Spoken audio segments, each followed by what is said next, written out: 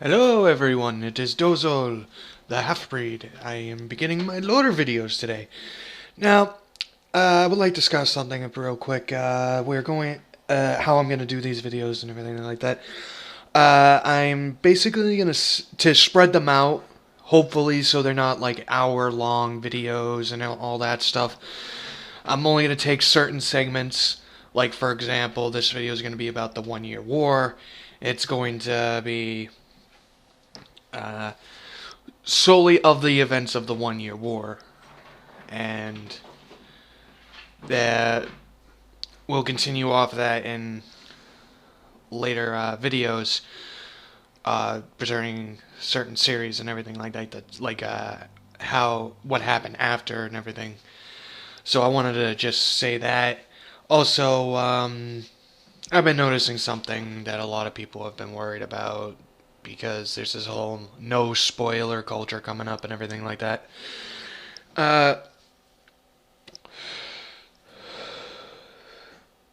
I'll try to keep spoilers to a minimum, but if a spoiler needs to come up, tough shit.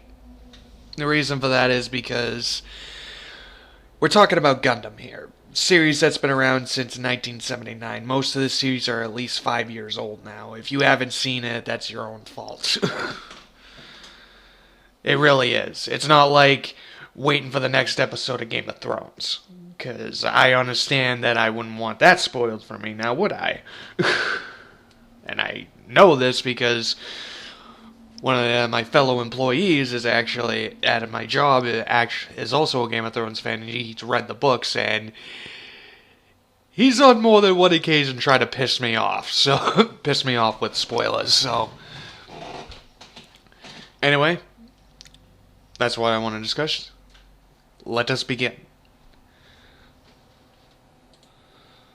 The world of the Universal Century of Gundam. Birth of the Federation and the Colony Program. Eventually, the world becomes overburdened by its population. Natural resources, at least the vast majority of them, like oil, more important ones for civic life, oil, energy, have virtually dried up. You can't even go to a gas station to get a pint of gas in your car. So this happens all across the globe, all across the earth. And the nations of the world come together to form the groundwork for what would be called the Federation government, or Earth Federation government. And they proposed an idea, and that is to colonize space, to gather resources, as well as to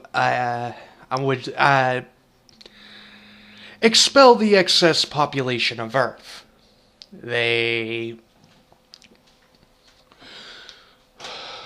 Some people are willing to go, others are forced, especially the poor. They throw these people into these massive, massive cylinder colonies that I forget what side note, I forget what it's called, but there's a theory that about this design where like this could actually be feasible in our world, in the real world. End side note. So, the Federation begins the space colonization plan, and it goes well, even though there are people who do not wish to go, who feel like all this was a plan to abandon the poor in space.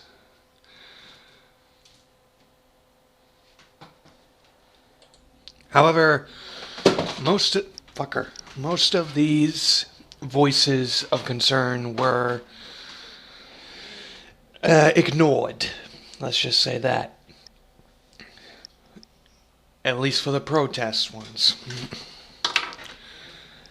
The Federation would eventually create a sort of United Nations building in space. This place would be called La Plus. It would eventually be the marker that would curse the universal century. On the day of New Year's, the Prime Minister of the Federation addresses the people of the world with a new charter of the Charter of Universal Century, which would also replace the calendar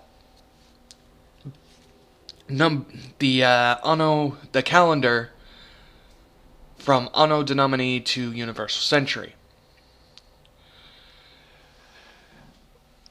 It was at this moment whereas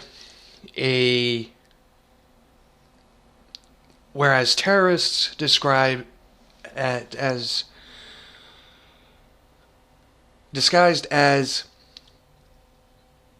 workers, engineers, would use the buildings, this space station, I should say.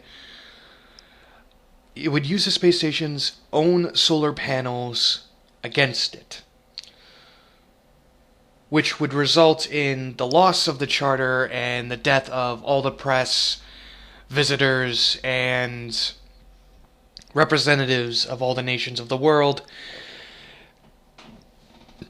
would result in their deaths.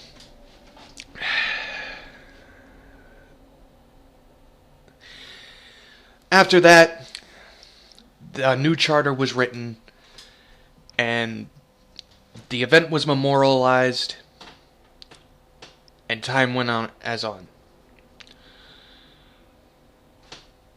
Time went on. Eventually, a man known as Zeon would propose a theory, a philosopher, a nutjob by most, called a nutjob by most. He would eventually propose a theory, a new type theory. This theory would result in that due to humanity's expansion into space, humanity will evolve into a new, greater sentient being that humanity would adapt to the void of space, and that we would be able to understand each other without contradictions.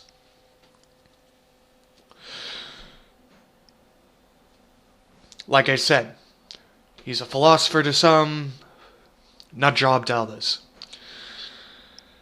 The Federation was not known for suppressing speech, but they were known for being oppressive, not allowing the colonies to govern their own bodies, and vicious taxes for the redevelopment of Earth. Let's just put it that way. This, I should point out, because I don't believe I have before, is that when the colonies were built, their cylinder-like structure was not the only structure used. Some were even in the form of a light bulb. Eventually, these colonies will be eventually sent out into space and become derelicts. They wouldn't exactly be abandoned, but they would be they would be forgotten about. That being said, in order to avoid this, the Federation also developed what was known as the Seven Sides. 7 clusters of colonies that could be easily be kept track of, as seen on the map that I showed you earlier. Zeon Daikun would eventually, to all the world, propose his thesis on his theory to the entire world. But when he got on stage, he died of a heart attack. The space colonists are, at this point, would be called space noids, humans who were born out in space, would eventually believed that it was the Federation, the oppressive organization that the Federation is, the pricks, the space noids blamed the Federation for killing Zeon Daikun, who was a very influential character. People believed that he represented the movement for space noid rights and independence.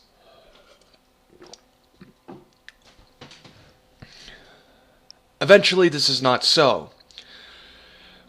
Zeon Daikun, being Zeon Daikun, a very influential character, would come to know some of the most influential families of space noids, especially in the colony of Side 3.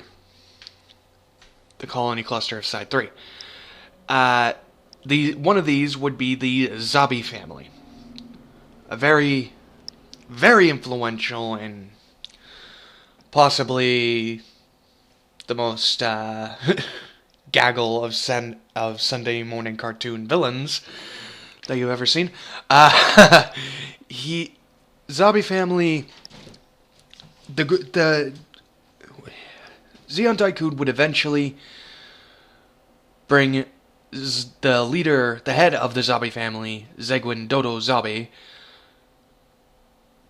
as his right-hand man. He would bring him as his right-hand man. Eventually, it would be discovered that it was Zegwin Dodo Zabi who poisoned Zeon Daikun in order to blame it on the Federation and gain even more influence, to unite the colonies under one banner. This banner will be called Zeon, the Principality of Zeon.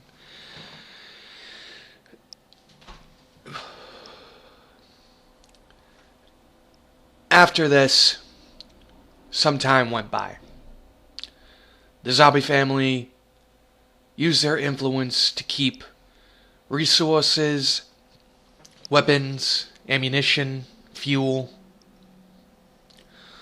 all this stuff to be hidden from the Federation, and this movement to be hidden from the Federation. Then, the furthest colony from the Earth, known as Side 3, would declare themselves the Principality of Zeon and declare war on the Earth Federation. This would culminate in what was known as the Battle of Loom. To Zeon, it was the Battle of Loom.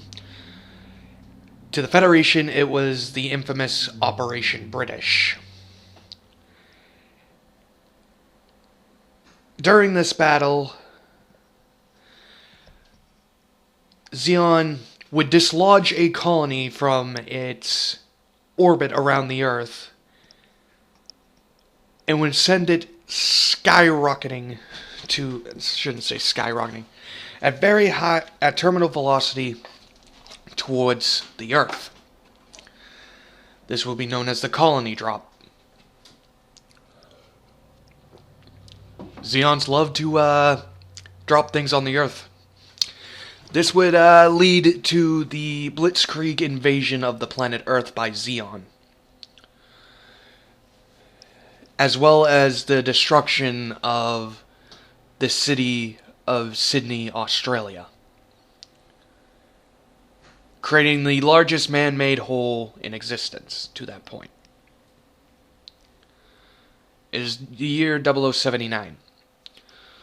Eventually, the war would become a stalemate, despite, in the Battle of Loom, the great shock of the reveal of Zeon's secret weapon, which was the mobile suit. Giant humanoid-like mechs that would become gods on the battlefield. The Federation only had what we would use today: tanks, aircraft, and up until this point, starships, but that is all they had. The mobile suit proved to be a vicious force on the battlefield. In the Battle of Loom, it would also become sort of a place of heroes. It would spawn the first generation of ace mobile suit pilots. Some names to remember would be Shin Matsunaga, the White Wolf, Johnny Ridden, the Crimson Lightning, who would be living in the shadow of another ace pilot, the Black Tri-Stars, and none other than the man himself, Char Aznable, the Red Comet.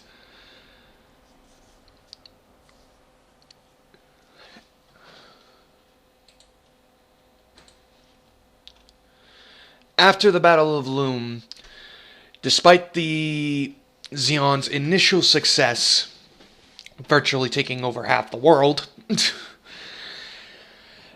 the war was fought, grinded down to a stalemate. The Federation had put up a significant resistance despite losing so much territory and so much resources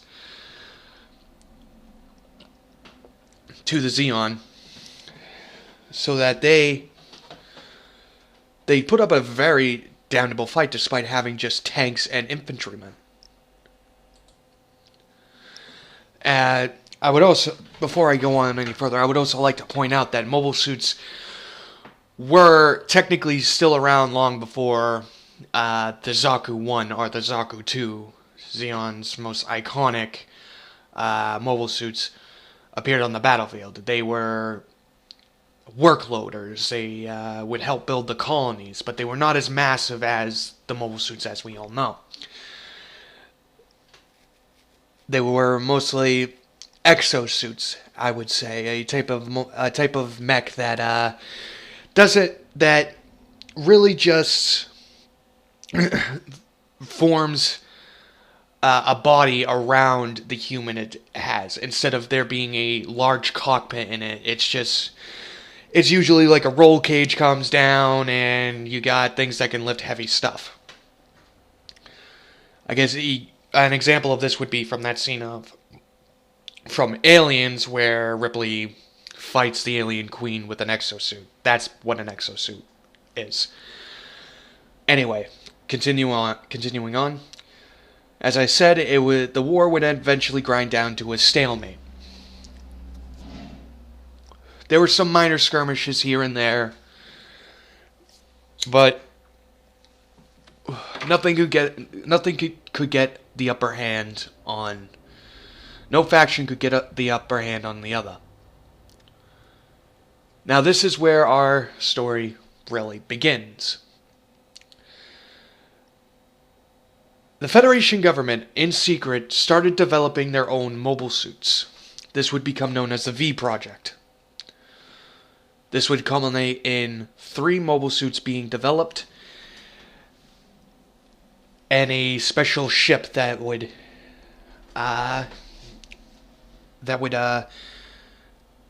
flagship for the Federation forces.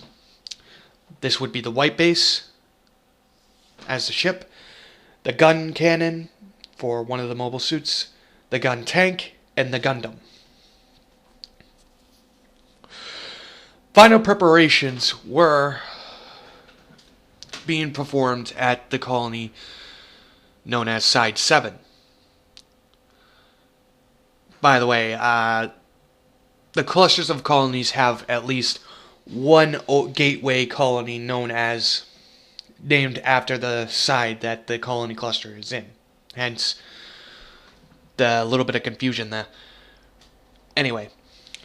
However, they were being observed, their movements. by none other than the ace pilot of the Battle of Loom, known as Char Aznable the Red Comet. His objective would be to destroy the V Project. However, due to a wide variety of chaos and circumstances, a boy named Amuro Ray whose father, the architect of the V Project, would find himself piloting the Gundam against the two Zakus that were attacking the colony. The Zakus would be defeated. However, with most of the military personnel being injured or dead, a vast majority of the colony's residents would take refuge within the White Base, and eventually would have to pilot it in battle. Crew it into battle multiple times. Eventually, they would actually become full-fledged Federation troops, or officers.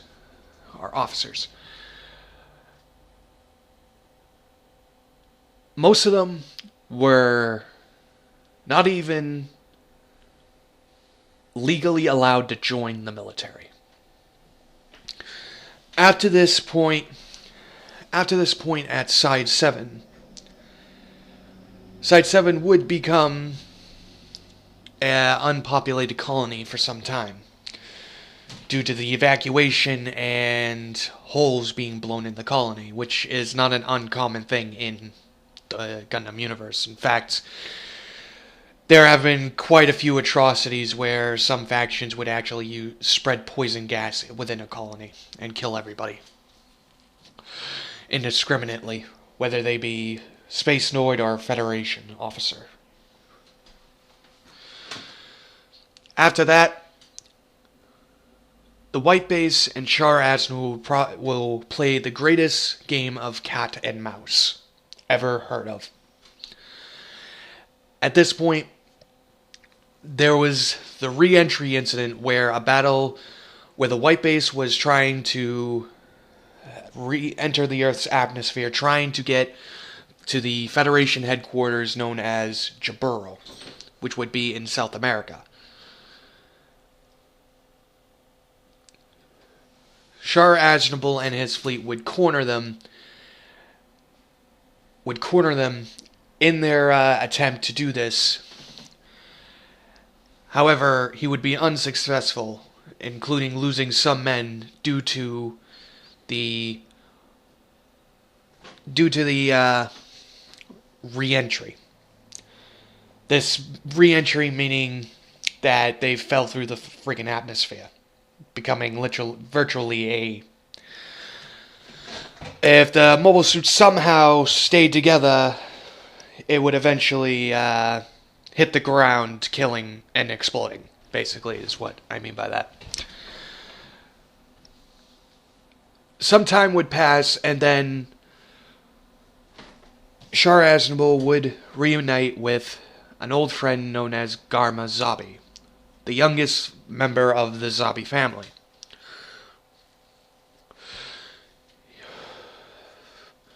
They would devise a plan to trap the White Base, because at this point the order came down on high to destroy the White Base. Hence why I mean by the cat and mouse. Literally, the White Base would see hundreds of skirmishes before it ever got to Jaburo. People constantly trying to destroy it. At this point, they cornered the White Base, Garma Zabi, and Char Aznable. However, something went wrong. Garma Zabi went after what he thought where the White Base was, and the White Base would eventually turn up behind him and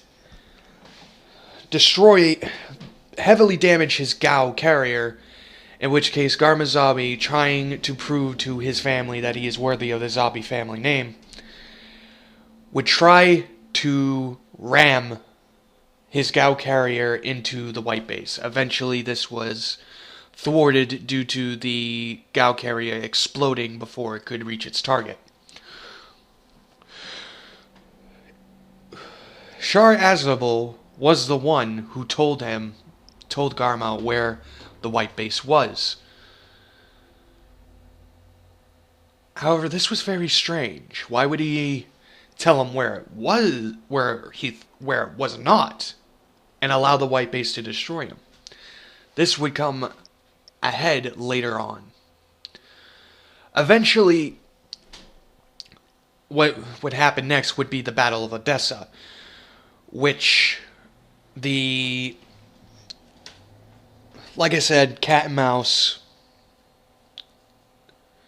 between Shar Aznable and the crew of the white base. Eventually, the Battle of Odessa would begin, where the High General of the Federation, named General Revel, would assign the white base to attack a flank, far left flank, to defeat, in order to help them out, in order to keep some of the Zeon forces at the Battle of Odessa pinned on them. So the main force would take the mining base of Odessa. Eventually, the Federation would succeed, and this would be a significant turning point in the 1-year war. Eventually, it would be the start of the end of Zeon. End of it. The beginning of the end. After that, the white base would arrive at Jaburo, but as always, not too far behind would be Shar Aznable. He would lead an amphibious assault alongside other forces to capture or destroy the white base along with the Federation headquarters of Jaburo. He will not succeed. After this, the battles would take place in space. The white base would head out into space once again in order to fight the war in space. But again, it was still a cat and mouse. Then the Battle of Solomon would happen. A space fortress made out of an old mining base, commanded by the great Admiral, Vice Admiral Dozo Zabi. Hint, hint. He would, and probably one of the greatest gestures of kindness and non-zealotry, before the Battle of Solomon began, Dozo Zabi would send the families, because the families of the soldiers were living on Solomon with them. He sent the families away, and decided Dozo believed he could not hold Solomon, despite the fact that the Solomon was a space fortress that has held out for the majority of the 1-year war, because even though most of the fights would happen on the Earth until the Battle of Odessa, they were still fighting in space at this point. Zeon had not captured the entirety of space. Mostly due to traitorous space noids who think that would rather live with the Federation than destroy them. How dare they? Anyway, during the Battle of Solomon, Dozo Zabi would release what was known as the Big Zom, the world's first mobile armor. One of the world's first mobile armors. He would do combat with the Gundam and the White Base. But eventually, due to the sacrifice of a friend, Amuro Ray was able to defeat the infamous Big Zom and Dozo Zabi. This would be the death of another family member of the Zabi family.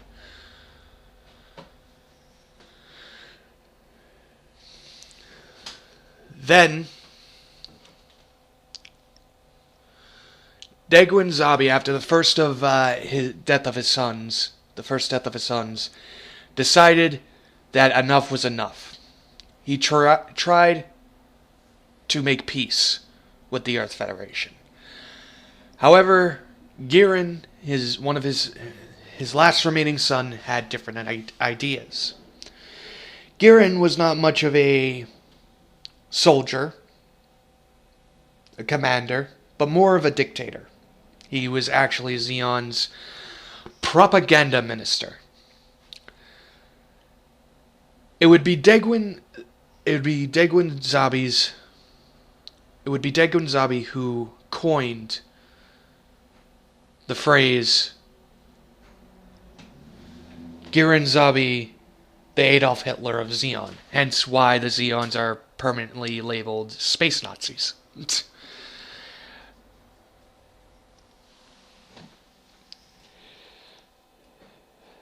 Gihren came to his father wishing for approval to test a new weapon similar to that of the Federation's solar flare system that was used at the Battle of Solomon.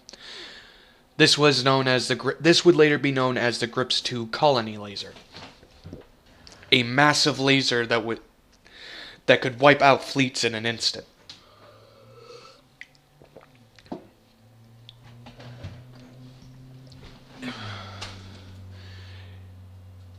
This would be the moment where Daegwin coined that phrase.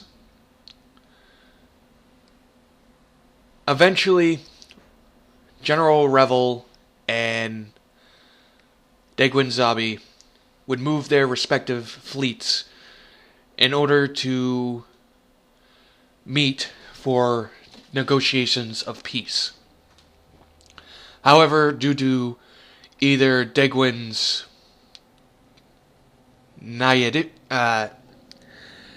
cockiness or superiority, he believed his Gihren would not actually test fire the weapon. Unfortunately, he was wrong, and he would be in the crosshairs of Gihren Zabi. Gihren Zabi fired the Grips 2 colony laser at the Federation and Zeon fleets that were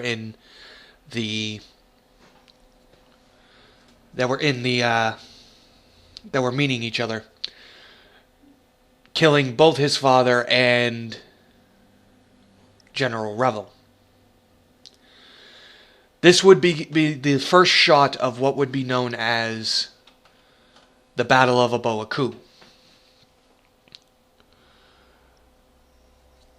The A Boa was another space fortress that was the gateway to the Zeon homeland of Side 3.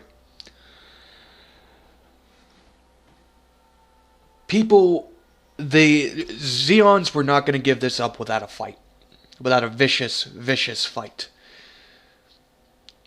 However, Gihren's sister, Cecilia Zabi, during the battle, knew Gihren had something to do with Daegwin's death, with their father's death.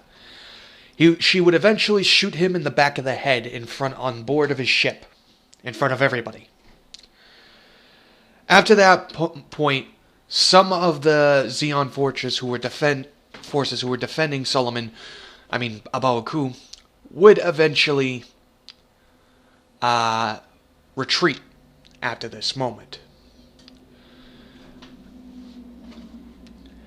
After that, the White Base showed up once again and would eventually try to board the giant space fortress known as A Boa. Eventually, this battle would be the end of the White Base. However, the crew was able to escape, and it would destroy A Boa as well.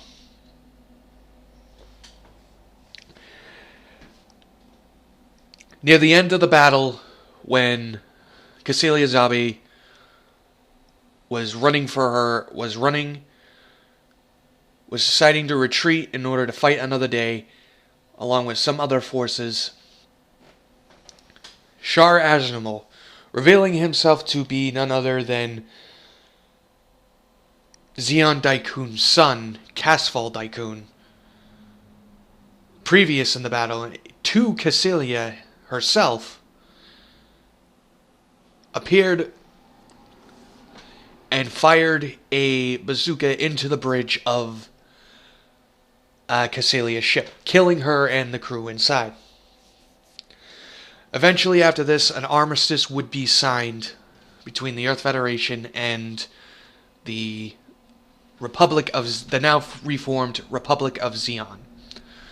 The Republic of Zeon will become a client state of the Federation until they allowed them to keep autonomy above all things. Autonomy. However, they were still ruled with an iron fist by the Federation. This would mark the end of the 1 Year War. And that's my video, guys. I hope that I can do a better job next time around of my first video than this video. Have a good night, everybody.